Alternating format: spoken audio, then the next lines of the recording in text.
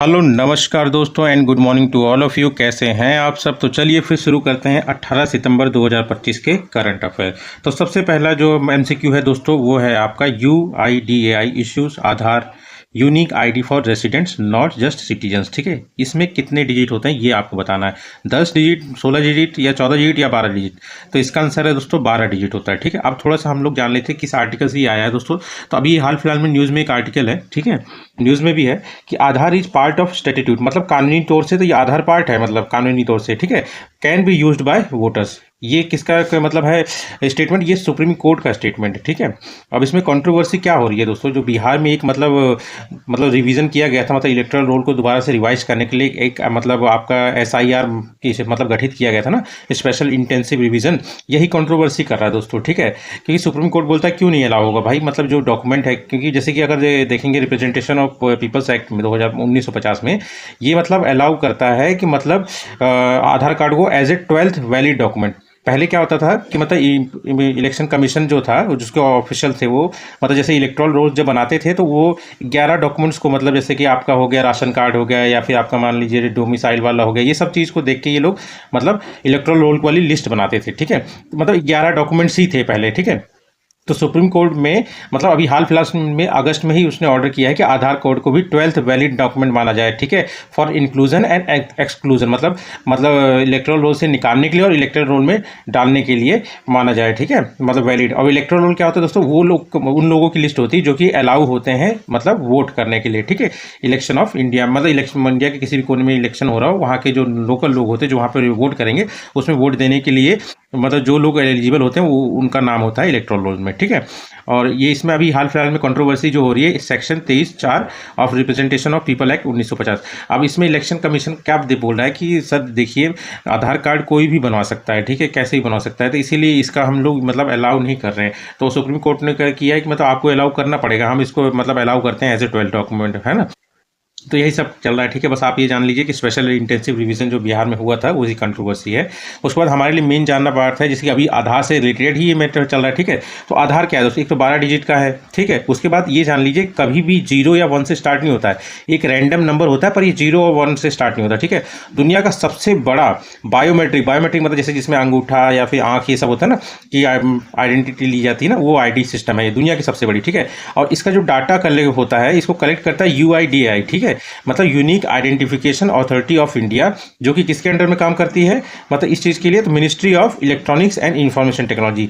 ध्यान रखना दोस्तों ये लॉन्च तो 2009 में हो गया था, मतलब 28 जनवरी, पर इसको एक कानूनी तौर से मतलब जो दर्जा मिलना था वो 2016 में मिला था। ठीक है, और इसके बाद जान लीजिए it does not itself grant, मतलब ये खुद से कोई मतलब राइट या फिर किसी के हक की बात नहीं करता है, मतलब कुछ अपने से कुछ राइट नहीं दिला देता है जो भी डोमिसाइल है इंडिया के। ठीक है, ये जस्ट एक मतलब आपका आई कार्ड है किसी चीज़ के लिए, बट ये पूरा प्रूफ नहीं है कि आप मतलब रेसिडेंट हैं, मतलब पर्टिकुलर मतलब आपके सिटीजनशिप को प्रूफ नहीं करता है। ठीक है, और वर्क एज मतलब ये जब 2016 तक जब तक इसको मतलब ये कानूनी दर्जा नहीं मिला था।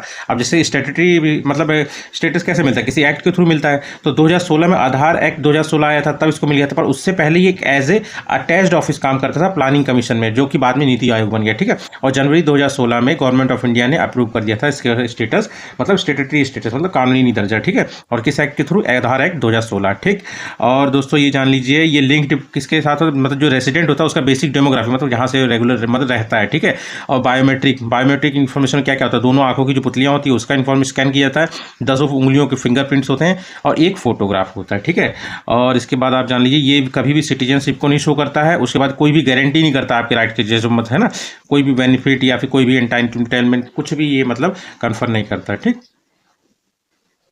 सेकंड करंट अफेयर है दोस्तों। अब इसमें क्या है कि India got a new exploration licence. ठीक है, फॉर कार्ल्सबर्ग रिज। ठीक है, अब ये कार्ल्सबर्ग रिज के लिए लाइसेंस मिला है। अप्लाई 2 के लिए किया था इंडिया ने, पर ये इसके लिए मिला है। तो ये कहाँ लोकेटेड है ये आपको बताना है दोस्तों। अटलांटिक ओशन में है कि अरेबियन ओशन में है कि बाल्टिक सी में है कि आयोनियन सी? ये दोस्तों अरेबियन सी में है। ठीक है, अब ये जो मतलब न्यूज़ आ रही है, इंडिया ने क्या किया है ना, 2 मतलब चीज़ों मतलब 2 मतलब साइट्स के लिए मतलब उसने लाइसेंस किया था। मतलब लाइसेंस तब अप्लाई किया जाता है जब आपके एरिया में ना हो, हाई सी वाले एरिया में, मतलब जो आपका एक्सक्लूसिव एक्सक्लूसिव मतलब इकोनॉमिक जोन होता है, जो मतलब अप टू 200 मतलब नॉटिकल माइल्स तक होता है। उसके बाहर वाला जो एरिया होता है, जो हाई सी कहलाता है, उसमें अगर आपको एक्सप्लोरेशन करना है किसी रिसोर्स या किसी लिए, तो आपको मतलब लाइसेंस चाहिए। तो इंडिया ने 2 जगह के लिए लाइसेंस अप्लाई किया था। एक तो ये है अफानासी निकितन सी माउंट, ये कोबाल्ट रिच क्रस्ट है, ठीक है। ये मतलब आप समझ लीजिए अरेबियन सी में ही थोड़ा सा आसपास ही है, मतलब श्रीलंका के भी पास में है, ठीक है। और उसके बाद कार्लसबर्ग रिज है, ठीक है, ये भी मतलब अरेबियन सी में ही है, ठीक है। ये पॉलीमेटलिक सल्फाइड, मतलब पॉलीमेटलिक बहुत सारे मतलब मेटल्स इसमें है, जैसे गोल्ड हो सकता है, सिल्वर हो सकता है, जिंक, मतलब एक्सप्लोर करने में पता चलेगा, ठीक है। इन 2 साइड के लिए किया था, पर मतलब अलाउ जो हुआ है सिर्फ और सिर्फ कार्लसबर्ग के लिए हुआ है। अब इसमें इसलिए नहीं हो रहा है ना दोस्तों, क्योंकि इसके लिए श्रीलंका ने भी अलाउ मतलब लाइसेंस अप्लाई कर रखा है। कैसे? इसलिए कर रखा है क्योंकि इसमें स्पेशल स्टेटस मिल रखा है, मतलब जो मतलब इंडियन ओशन के जो स्टेट्स हैं ना, उनको मतलब जो एक्सक्लूसिव इकोनॉमिक जोन है बे ऑफ बंगाल में, उसको मतलब 500 नॉटिकल माइल्स तक मतलब एक्सटेंड हो सकता है। तो उसके तहत मतलब इसने इसको यूज़ किया, चालाकी की है, ठीक है। और इसके लिए तो इंडिया को मिल ही गया है।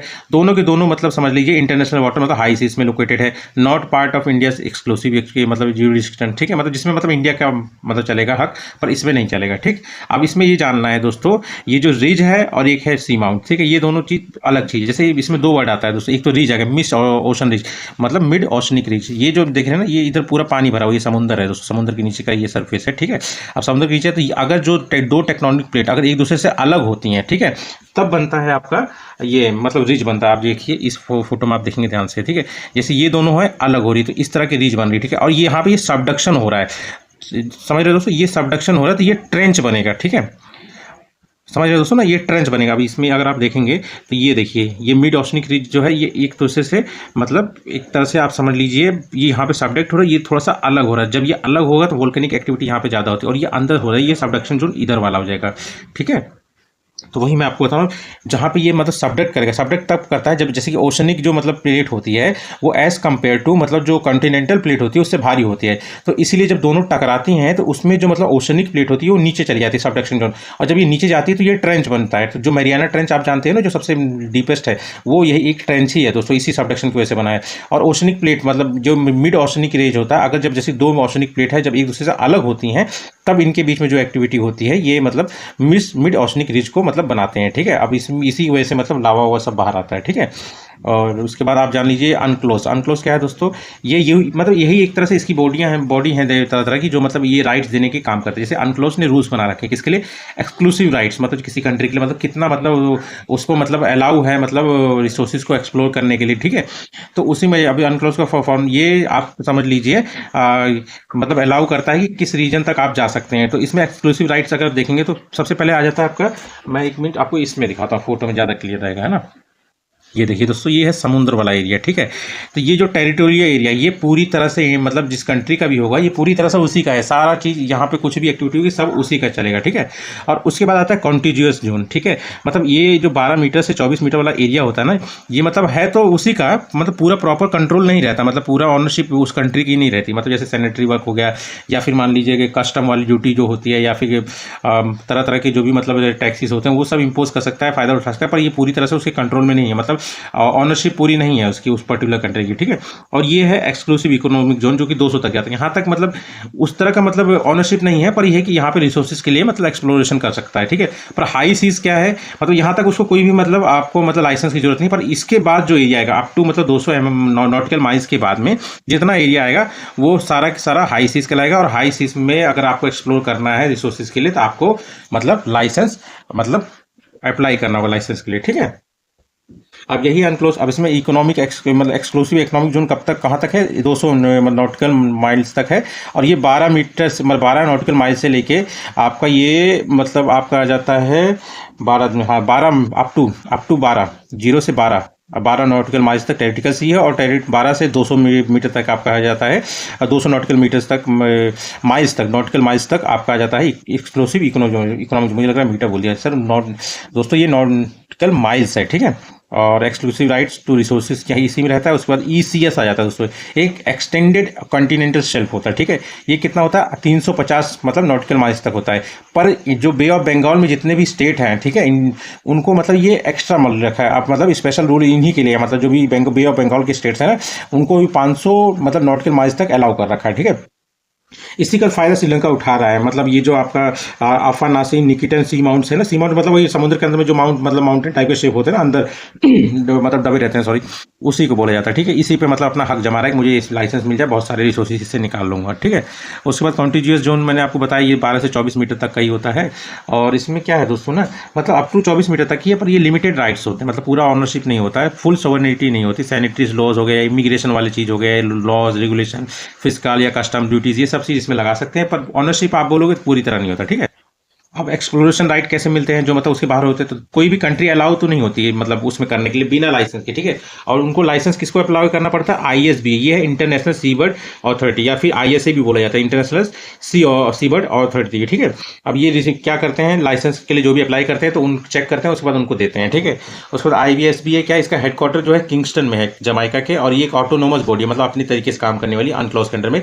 यही अनक्लॉज को बता रहा हूँ दोस्तों, यूनाइटेड नेशन मतलब आपका ये हो जाता है law, United Nation convention on law of sea. ठीक है, ये 1982 में है, आया था, मतलब ट्रीटी साइन हुई थी, और इसी के अंडर में ये बॉडी बनाई गई थी, इसका हेडक्वार्टर जमाइका में है। ठीक है, CLCS ये commission on the limits of the continental shift. ठीक है, अनक्लॉज। ठीक, कॉन्टिनेंटल शिफ्ट मतलब आप समझ लीजिए नीचे वाली परत होती है, ये देखिए दोस्तों मैं आपको बता रहा हूँ, जैसे कि ये बेस लाइन हो गया ना, बेस लाइन के नीचे ये जो जा रहा है कॉन्टिनेंटल शिफ्ट, यही होता है कॉन्टिनेंटल शिफ्ट। इसके बाद वाला जो होता है एबिसल प्लेन आ जाता है, और ये जो नीचे से एरिया आता है ये हाई सी वाला एरिया होता है। ठीक है, मतलब उस पर्टिकुलर जो कंट्री का नीचे वाला जो पोर्शन है वो कहाँ तक ले मतलब समुद्र में जा रहा है वही चीज शो करता है। ठीक है, commission on the limits of the continental shift, और ये कहाँ तक मतलब कॉन्टिनेंटल शिफ्ट जा रही है वहाँ तक ये क्या लिमिटेशन ये तय करता है, ये भी मतलब उसी अनक्लॉज की बॉडी है, United Nation convention on law of Seas. ठीक है, ये डिसाइड करता है लीगल लिमिट्स किसी भी कंट्री की कॉन्टिनेंटल शिफ्ट की। ठीक है, और उसके बाद ये फिर, और ध्यान रखिए इसने जो डिसीजन दे दिया वो फाइनल है और बाइंडिंग है भाई, आप मतलब मना नहीं कर सकते। हेडक्वार्टर इसका मतलब यूनाइटेड नेशन वाला ही हेडक्वार्टर है, न्यूयॉर्क। ठीक है, उसके बाद थर्ड न्यूज़ और थर्ड करंट अफेयर है तो वो है बंजारा, बंजारा जो कम्युनिटी उससे रिलेटेड है। तो ये बंजारा जो कम्युनिटी है कहाँ से माइग्रेट हुए थे इंडिया में वो बताना है दोस्तों, श्रीलंका, भूटान, अमेरिका, अफगानिस्तान। तो ये दोस्तों अफगानिस्तान से इंडिया में आए थे। ठीक है, तो आर्टिकल कौन सा अभी न्यूज़ में है कि मतलब जैसे मराठास जो थे उनके बाद अब बंजारा जो है मतलब इस चीज़ के लिए स्ट्रगल कर रहे हैं अपने शेड्यूल ट्राइब स्टेटस के लिए। क्यों स्ट्रगल कर रहे हैं, क्योंकि बाकी स्टेट्स में ये शेड्यूल ट्राइब का स्टेटस मिला हुआ है इनको, किनको, बंजारास को, पर महाराष्ट्र में नहीं मिला है। तो अब हम लोग जान लेते हैं बंजारस के बारे में। ठीक है, बंजारस अगर आप देखेंगे तो ये इस तरह का पहनावा इनका होता है, मतलब ये नोमैडिक ट्राइब्स है, मतलब जो मतलब एग्रीकल्चर नहीं दोस्तों, ये सामान को इधर से उधर मतलब ट्रेडिंग में इन्वॉल्व रहते हैं। ठीक है, और ये डांस है इनका काफी फेमस डांस है, ये मतलब ऊपर मटका रख के उसके ऊपर मतलब दिया रख के जरा करते हैं डांस। ठीक है, अब इनके बारे में थोड़ा जान लीजिए। इनको मतलब व्यापारी भी कहा जाता है, व्यापारी आप समझ रहे हो ना, मुखिए भी कहा जाता है, लेबान भी कहा जाता है, लंबाड़ी भी कहा जाता है। नोमैडिक ट्रेडिंग कम्युनिटी है दोस्तों, ये नहीं मतलब कि एक तो नोमैडिक ट्राइब होती है जो मतलब एक जगह से दूसरी जगह जाती रहती है, एक जंगल साफ किया, बीज फेंका और उसके बाद अगली जगह के लिए मतलब एक तरह से शिफ्टिंग एग्रीकल्चर करते हैं वो लोग ना, वो नहीं है, ये अलग है, ये ट्रेडिंग करते हैं मतलब बिजनेस वाला काम। ठीक है, ये और ये जो महाराष्ट्र में है जो मतलब इशू जो हुआ है अभी वो ये है कि मतलब महाराष्ट्र में इनको विमुक्त जाति और नोमैडिक ट्राइब का दर्जा दिया गया है, और बाकी स्टेट्स में इनको शेड्यूल ट्राइब्स का दर्जा दिया गया है। ठीक है, और ये कहाँ कहाँ है दोस्तों, राजस्थान, कर्नाटका, आंध्र प्रदेश, उसके बाद आपका मध्य प्रदेश, उसके बाद आपका हो गया गुजरात और महाराष्ट्र में है। ठीक है, लैंग्वेज इनकी ये ध्यान रखिए, इसका कोई स्क्रिप्ट नहीं है दोस्तों, ये ओरली बोलते हैं, गोर बोली या लंबाड़ी, पर इनका कोई स्क्रिप्ट नहीं है, ओरली बोला जाता है बस। ठीक है, छारी डांस मैंने जो आपको दिखाया कि सर पे मटका रख के उसके बाद दिए जलाते हैं ना, वही वाला डांस है। तीज फेस्टिवल मनाते हैं ये, मतलब ग्रुप्स में ट्रैवल करते हैं, जिस ग्रुप को, उस पूरे ग्रुप को बोला जाता है टंडास, और इसका जो लीडर था उसको बोला जाता है नायका। ठीक है, और एक्टेड एज ट्रांसपोर्टर, मतलब ये समझ लीजिए जो भी मतलब गुड्स है, सामान है या फिर मतलब अनाज है, उनको एक जगह से दूसरी जगह ले जाने के लिए काम करते हैं। एक तुझके जहांगीर, मतलब जहांगीर, जो जहांगीर की मतलब ऑटोबायोग्राफी थी उसमें उन्होंने मेंशन किया है कि मतलब ये जो मतलब बंजारा हैं ये मतलब बुल्लक कार्ट से मतलब आर्मी तक मतलब राशन पहुंचाते थे। ठीक है, अब जब हम लोगों ने इतना पढ़ लिया तो अब ये भी जान लीजिए शेड्यूल ट्राइब लिस्ट तैयार कैसे होती है, किसी को इंक्लूड किया क्या जाता है। तो सबसे पहले स्टेट गवर्नमेंट या मतलब यूनियन टेरिटरी की जो गवर्नमेंट होगी वो मतलब उस प्रपोजल को लाएगी दोस्तों। ठीक है, पहले चेक करेगी हाँ है कि नहीं है, उसके बाद ये प्रपोजल वो किसको भेजेगी, जो union ministry of tribal affairs है उसको भेजेगी। अब ये क्या करेगा, ये भी चेक करवाएगा किससे, RGI से, रजिस्ट्रार जनरल ऑफ इंडिया। जब ये RGI मतलब सेटिस्फाई हो जाएगा तब ये किसको भेज देगा, तो ये national commission for scheduled tribes को भेज देगा। ठीक है, अब ये भी अपने हिसाब से चेक करने के बाद ये रिकमेंड कर देगी मतलब यूनियन यूनियन गवर्नमेंट को। यूनियन गवर्नमेंट में जो कैबिनेट है वो फिर मतलब इसको मतलब किसी अमेंडमेंट मतलब अभी एक अमेंडमेंट करके किसमें मतलब कॉन्स्टिट्यूशन मतलब शेड्यूल ट्राइब्स ऑर्डर 1950 में अमेंडमेंट करके इसको लाएगी। और जब ये पास हो जाएगा दोस्तों तो इसको मतलब प्रेसिडेंट इशू कर देंगे 2 आर्टिकल के तहत। एक तो आर्टिकल 341, एक 342 पर। जो शेड्यूल ट्राइब्स वाला है ये आर्टिकल 342 की तरह मतलब तहत मतलब नोटिफाई किया जाता है। और 341 में शेड्यूल ट्राइब्स, ध्यान रखिए 341 शेड्यूल कास्ट है और 342 एसटी है, शेड्यूल ट्राइब्स, ये ट्राइब्स के लिए है, ठीक है, ध्यान रखना 342। उसके बाद क्राइटेरिया क्या है, मतलब जो इनके लिए क्राइटेरिया बहुत अलग ही है, डिफरेंट ही है दोस्तों। मतलब इनका पुराना हिस्ट्री देखा जाता है, सब चीज़ें देखी जाती है, पर आपके लिए मेन जरूरी है कि ध्यान रखना ये जो क्राइटेरिया इंक्लूजन का लोकल कमेटी द्वारा डिफाइन किया गया था 1965 में, ठीक है। और कुछ प्रोविजन जो इनसे रिलेटेड है इंपॉर्टेंट वो ध्यान रखिए। उसमें जैसे कि पहला आर्टिकल आ जाता है 366 का 24वां सब पार्ट, ये शेड्यूल कास्ट को डिफाइन करता है दोस्तों। ध्यान रखना शेड्यूल ट्राइब्स को डिफाइन करने के लिए 366 आर्टिकल 25वां जो है शेड्यूल ट्राइब्स को डिफाइन करता है, ठीक है, ये ध्यान रखिएगा। शेड्यूल ट्राइब्स को आर्टिकल नंबर 366 का सब पार्ट 25 ही डिफाइन करता है शेड्यूल ट्राइब्स को। उसके बाद अब कुछ और इंपॉर्टेंट आर्टिकल देखेंगे 342 का 1 ए और 342 का 2, ये क्या स्पेसिफाई करता है कि शेड्यूल ट्राइब्स को स्पेसिफाई करने के लिए प्रेसिडेंट को मतलब कंसल्ट करना पड़ेगा गवर्नर के साथ, ठीक है। उतना कंपलसरी नहीं है पर कंसल्ट करते हैं इसके थ्रू 342 1 के थ्रू। और 342 2 के थ्रू क्या है कि सिर्फ और सिर्फ पार्लियामेंट ही किसी भी कम्युनिटी को ऐड कर सकती है और रिमूव कर सकती है, ठीक है। उसके बाद आ जाता है इसी में एक और प्रोविजन है 5th शेड्यूल, ठीक है। 5th शेड्यूल क्या है दोस्तों ना, आप समझ लीजिए आसाम, मेघालय और त्रिपुरा और मिजोरम, ठीक है, ये भी नहीं मतलब नॉर्थ ईस्ट इंडिया को छोड़ दीजिए, उसके अलावा बाकी जगह जहाँ पे भी शेड्यूल्ड एरियाज को मतलब एडमिनिस्ट्रेशन मतलब तय किया जाता है वो इसी शेड्यूल की तहत मतलब किया जाता है एडमिनिस्ट्रेशन किसका, शेड्यूल्ड एरिया जो भी उस एरिया में है नॉर्थ ईस्ट को छोड़ के, ठीक है। इसमें आर्टिकल आता है 244 का ए, उसके बाद आता है ट्राइबल एडवाइजरी काउंसिल आती है, ठीक है। उसके बाद आता है 6 शेड्यूल। 6 शेड्यूल के ऑटोनोमस ट्राइबल होते हैं ये मतलब एरियाज, मतलब जिसमें मतलब 2 तरीके से या तो ऑटोनोमस डिस्ट्रिक्ट काउंसिल बनेगा या तो ऑटोनोमस रीजनल काउंसिल, मतलब इनको खुद का हक मिल जाता है सारी चीज़ें करने के लिए, मतलब लॉ बनाने के लिए या फिर समथिंग मतलब टैक्स डालने के लिए या फिर कोई भी मतलब ट्रेडिशन को फॉलो अप करने के लिए रेगुलर जो भी जरूरी होगा वो अपने हिसाब से करेंगे, ठीक है। और ये गवर्नर का रूल चाहिए होता है इसमें मतलब अपने आप से मतलब सब चीज़ मतलब अलाउ करने के लिए, ठीक है। इसमें 2 आर्टिकल है 244 का 2, ठीक है, उसमें 244 का ए है 5th शेड्यूल में, ये 244 का 2 है ऑटोनोमस डिस्ट्रिक्ट और मतलब रीजनल काउंसिल बनाए जाते हैं, ऑटोनोमस रीजनल काउंसिल बनते हैं इसमें। और 275 का ए क्या है, ये मतलब कंसोलिडेटेड फंड ऑफ इंडिया को ग्रांट करता है कि वेलफेयर ऑफ शेड्यूल ट्राइब्स और उनके शेड्यूल्ड एरियाज को मतलब शेड्यूल्ड एरियाज के एडमिनिस्ट्रेशन के लिए मतलब ग्रांट दे सकता है, ठीक है। फिर 4th न्यूज़ और 4th करंट अफेयर क्या है दोस्तों, वर्ल्ड टीक कॉन्फ्रेंस 2025 कहाँ ऑर्गेनाइज होगा दोस्तों, ये होगा दोस्तों कोची केरला इंडिया में। अब ये जान लीजिए जो टीक वुड होता है ना दोस्तों उसी के लिए है, मतलब सस्टेनेबल यूज़ के लिए मतलब इस कॉन्फ्रेंस को रखा जाता है, ठीक है। मतलब यूज़ किया जाए पर सस्टेनेबली, मतलब ऐसा नहीं मतलब फ्यूचर की जनरेशन के लिए खत्म हो जाए। तो इस बार इसका 5वां एडिशन जो है 2025 में 17 से 20 सितंबर तक होगा इंडिया में कोची में केरला के, ठीक है। उसके बाद इसका थीम क्या रखा गया 2025 में, ये रखा गया sustainable development of the global teak sector adapting to future markets and environment. और थोड़ा सा टीक के बारे में जान लीजिए, इसका साइंटिफिक नेम है टेक्टोना ग्रांडिस। ये दोस्तों डेसिडियस ट्रॉपिकल हार्ड वाटर मतलब ट्रॉपिकल एरिया, ट्रॉपिकल क्या होता है, ट्रॉपिक ऑफ कैंसर, ट्रॉपिकल और कैप्रिकॉर्न के बीच का एरिया ट्रॉपिकल एरिया होता है। इसी बीच में मतलब ट्रॉपिकल हार्डवुड ट्री मतलब काफ़ी स्ट्रेंथ वाली होती है। और ध्यान रख लीजिए मतलब जो टर्माइट्स होते हैं या फंगी होते हैं उनसे भी रेजिस्टेंस देता है और स्ट्रेंथ बहुत तगड़ी होती है। इससे मतलब बोट बिल्डिंग के लिए फर्नीचर विनियज वो होता है दोस्तों, जैसे प्लाई होता है ना, प्लाई में जो पतले पतले हिस्से देखते होते हैं ना जिससे प्लाई बनती है, तो वही जो पतला पतला होता है यही विनियज कहलाता है, ठीक है। और ये मतलब सीजनली अपने पत्ते गिराते हैं, मतलब वो भी ड्राई सीजन में, ताकि मतलब ये पानी को कंजर्व कर सकें, ठीक है। और उसके बाद 5th न्यूज़ और 5th करंट अफेयर है आपका दोस्तों, वर्ल्ड बॉक्सिंग चैंपियनशिप 2025 कहाँ होगा दोस्तों, तो ये होगा आपका इंग्लैंड के लिवरपूल में, ठीक है। और उसके बाद आपका ये जान लीजिए वर्ल्ड ये पहला ही एडिशन है और हर 2 साल में होगा। उसके अलावा जान लीजिए इंडिया जो है इस बार मतलब ये हो चुका है, इंडिया इस बार 3rd पोजीशन पे है, 4 मेडल जीता है जिसमें 2 गोल्ड है, 1 सिल्वर है, 1 ब्रॉन्ज है, ठीक है। और कजाकिस्तान पहले रैंक पे, बस इतना ध्यान रखिए। इंडिया ने 4 मेडल जीते हैं और 3री पोजीशन पे, ठीक है। उसके वर्ल्ड बॉक्सिंग का ध्यान रखिए, इसका मतलब आपका इस्टेब्लिशमेंट 13 अप्रैल 2023 में हुआ था, इस बार पहला एडिशन है इसका मतलब वर्ल्ड बॉक्सिंग चैंपियनशिप का। और हेडक्वार्टर कहाँ पे इसका, लुआसने स्विट्जरलैंड। मतलब वर्ल्ड बॉक्सिंग जो एक मतलब ऑर्गेनाइजेशन है जो इसको मतलब ऑर्गेनाइज करती है मतलब इस वर्ल्ड बॉक्सिंग चैंपियनशिप 2025 को, ठीक है। उसके बाद 6 न्यूज़ और 6 करंट अफेयर दोस्तों, अभी सबसे मेन क्या है ना, एमी अवार्ड्स दिया जाता है ना दोस्तों, जो प्राइम टाइम एमी अवार्ड्स है 2025 में एक वेब सीरीज के लिए मतलब सबसे यंगेस्ट जिसको मिला है तो वो कौन से हैं, सचिन तेंदुलकर, फारा खान और ओवन कूपर। और शाहरुख खान में से ओवन कूपर हैं जो सिर्फ मात्र 15 साल के हैं और इनको एक वेब सीरीज के लिए मिला है, यही यंगेस्ट है। बस आप जान लीजिए प्राइम टाइम एमी अवार्ड 2025 बार कहाँ हुआ है, मतलब लॉस एंजलिस कैलिफोर्निया में, ठीक है। इसके बाद 7th न्यूज़ और 7th current affairs, INS Androth ये है क्या दोस्तों, ये एक anti submarine shallow water craft, या फिर मतलब आप समझ लीजिए जो भी सबमरीन मतलब दुश्मन की तो उसको उड़ाने के लिए एक जहाज है, ठीक है, बस इतना जानिए, शैलो डेप्थ वाली, ठीक। उसके बाद INS अंदरूत क्या है दोस्तों, इंडिजीनियसली बनाया, मतलब 80% जो इसमें मटेरियल यूज हुआ है वो इंडिया का ही है, ठीक है। किसके द्वारा बनाया गया, GRSC कोलकाता द्वारा, मतलब garden reach ship builders and engineers Kolkata द्वारा, ये मतलब इसको मतलब इस प्रोजेक्ट के तहत 8 बनाने के मतलब इसको दिया गया है टेंडर, ठीक है। और इसके अलावा है आपका कोचिन शिप बिल्डर्स लिमिटेड, जिसको 8 और मतलब टोटल मतलब 16 बनेंगे मतलब इस प्रोजेक्ट के तहत, जिसमें एंटी एंड्रोथ बन गया है, ठीक है। इसका जो नाम है दोस्तों, लक्षद्वीप का एक आइलैंड है जिसका नाम एंड्रोथ है, उसी के नाम पे रखा है, और डीजल इंजन है, ठीक है। और इसको बनाया किसके तहत जा रहा है, तो एक एंटी सबमरीन वॉरफेयर मतलब शैलो वाटरशिप प्रोजेक्ट है, मतलब जो मतलब दुश्मनों के दुश्मनों की मतलब जो सबमरीन है उनको मतलब खत्म करने के लिए इस मतलब वो इसके तहत मतलब ये शिप बनेंगे। तो इसके तहत कितने बनेंगे, 16 बनेंगे, 8 जो है GRSC बनाएगा और 8 जो है CSL बनाएगा। 12,622 करोड़ का प्रोजेक्ट है ये।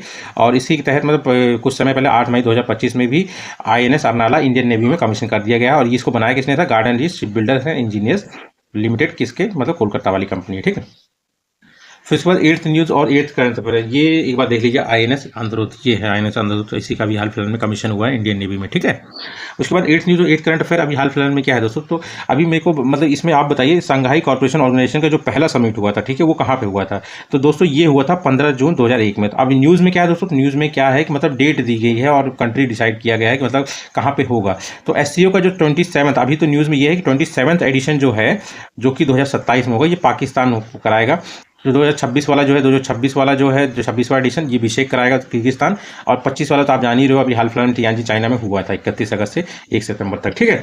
और ये दुनिया का सबसे बड़ा रीजनल ऑर्गेनाइजेशन है, जिसमें 24% एरिया जो है डेमोग्राफिक वर्ल्ड का कवर करती है। उसके अलावा पॉपुलेशन जो है 42% कवर करती है पूरे ग्लोबल का, ठीक है। 10 मेंबर है, जिसमें China, Pakistan, Russia, India, Kazakhstan, Kyrgyzstan, Tajikistan, Uzbekistan, Iran 2023 में ज्वाइन किया। और लास्ट जो सबसे मतलब अभी करंट में जो सबसे यंगेस्ट है जिसने ऐड किया है, मतलब ऐड हुए इसमें, तो बेलारूस है, ठीक है।